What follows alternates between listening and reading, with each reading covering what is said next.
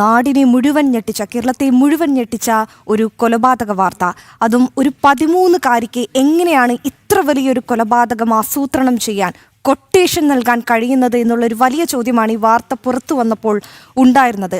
കേവലം ഒരു ഐഫോണിന് വേണ്ടി, സുഹൃത്തുക്കൾക്ക് ബൈക്ക് ലഭിക്കാൻ വേണ്ടി ഒരു വയോധികനെ ഇങ്ങനെ കൊല്ലാൻ, വീഡിയോ കോളിൽ ആ കൊലപാതകം നിരീക്ഷിച്ച് ആസ്വദിക്കാൻ എങ്ങനെയാണ് വെറും 13 വയസ്സുള്ള ഒരു കൗമാരക്കാരിക്ക് സാധിക്കുന്നത് എന്ന് ചോദിക്കുമ്പോൾ, ഇപ്പോൾ ആ വയോധികൻ ഈ കുട്ടിയെ ഉപദ്രവിച്ചിരുന്നു എന്നുള്ള തരത്തിലുള്ള വിവരങ്ങൾ വരികയാണ്. പക്ഷേ ഈ കുട്ടിയുടെ മൊഴി എത്രത്തോളം വിശ്വാസത്തിലെടുക്കാൻ കഴിയും സുധീഷ്?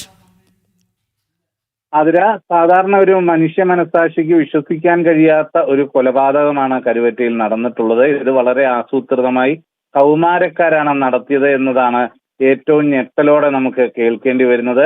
അതിൽ നമുക്ക് ഇതുവരെയുള്ള പോലീസ് നൽകിയ വിവരങ്ങളുടെ അടിസ്ഥാനത്തിൽ അറിയാം, ഈ പെൺകുട്ടിക്ക് 13 വയസ്സുള്ള പെൺകുട്ടിക്ക് ഐഫോൺ വാങ്ങണം, സുഹൃത്തുക്കളായ 17 വയസ്സുള്ളവർക്ക് ബൈക്ക് വാങ്ങണം, ഇതിനൊക്കെ പണം കണ്ടെത്തുക എന്നത് ഒരു ലക്ഷ്യമായിരുന്നുവെങ്കിൽ അതോടൊപ്പം തന്നെ ഈ ശിവൻകുട്ടിയോടുള്ള വൈരാഗ്യവും കൊലപാതകത്തിന് പ്രേരണയായിട്ടുണ്ട് എന്നതാണ് പോലീസ് പറയുന്നത്. അതുകൊണ്ട് തന്നെയാണ് ഈ വീഡിയോ കോൾ വിളിച്ച് ആ കൊല ചെയ്യുന്ന ദൃശ്യങ്ങൾ പെൺകുട്ടിയുമായി പങ്കുവെച്ചതും. അത് കണ്ട് പെൺകുട്ടി തൃപ്തിയടയുക എന്നുള്ളതായിരുന്നു ഉദ്ദേശിച്ചത്. ആ രീതിയിൽ ക്രൂരമായ ചിന്തകളാണ് ഈ കൗമാരക്കാരിൽ ഉണ്ടായത് എന്ന കാര്യത്തിൽ സംശയമില്ല. അത്തരമൊരു സാഹചര്യം ഉള്ളത് കൊണ്ട് തന്നെ ഈ പെൺകുട്ടി പറഞ്ഞ ശിവൻകുട്ടി ഉപദ്രവിക്കാൻ ശ്രമിച്ചു എന്നതിനെ, ഈ കൃത്യത്തെ ന്യായീകരിക്കുന്നതിനുള്ള ഒരു ശ്രമമായിട്ടാണ് പോലീസ് പ്രാഥമികമായി വിലയിരുത്തുന്നത്. എന്നാൽ തന്നെയും ഈ പെൺകുട്ടിയുടെ വൈദ്യപരിശോധന അടക്കം നടത്താനും പോലീസ് തീരുമാനിച്ചിട്ടുണ്ട്.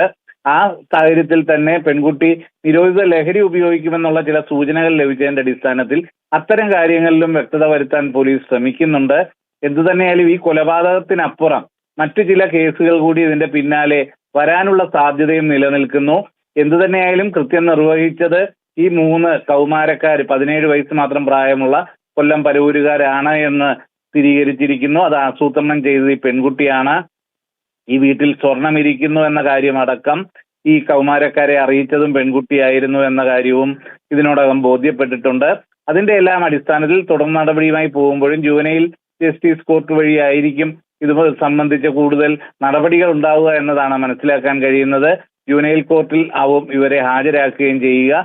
ഇന്ന് ഉച്ചയ്ക്ക് ശേഷം ജില്ലാ പോലീസ് മേധാവി ഇത് സംബന്ധിച്ച് കൂടുതൽ വിശദീകരണം നൽകും എന്നതാണ് അറിയിച്ചിട്ടുള്ളത്. എന്നാൽ അത് എപ്പോഴാണ് എന്നത് സംബന്ധിച്ച് ഒരു കൃത്യമായ വിവരം ഇതുവരെയും ലഭിച്ചിട്ടുമില്ല. അതിര വ്യക്തമാണ് സുധീഷ്. എന്തായാലും ഒരു 13-കാരിയും സുഹൃത്തുക്കളും ചേർന്ന് നടത്തിയ കൊലപാതകത്തിന്റെ വിവരങ്ങളാണ് ഇപ്പോൾ പുറത്തു വന്നത്.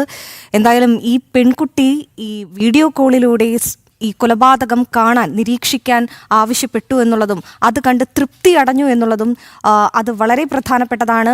ഇത്തരത്തിൽ വയോധികൻ ഏതെങ്കിലും തരത്തിലുള്ള ഉപദ്രവം ഈ പെൺകുട്ടിക്ക് മേൽ നടത്തിയിരുന്നോ എന്നുള്ള വലിയ ചോദ്യവും ഇപ്പോൾ ബാക്കിയാണ്. എന്തായാലും വരും ദിവസങ്ങളിൽ ഇതുമായി ബന്ധപ്പെട്ട വിശദാംശങ്ങൾ പുറത്തു വരുമെന്ന് തന്നെ പോലീസ് അന്വേഷണം പുരോഗമിക്കുമ്പോൾ നമുക്ക് പ്രതീക്ഷിക്കാം.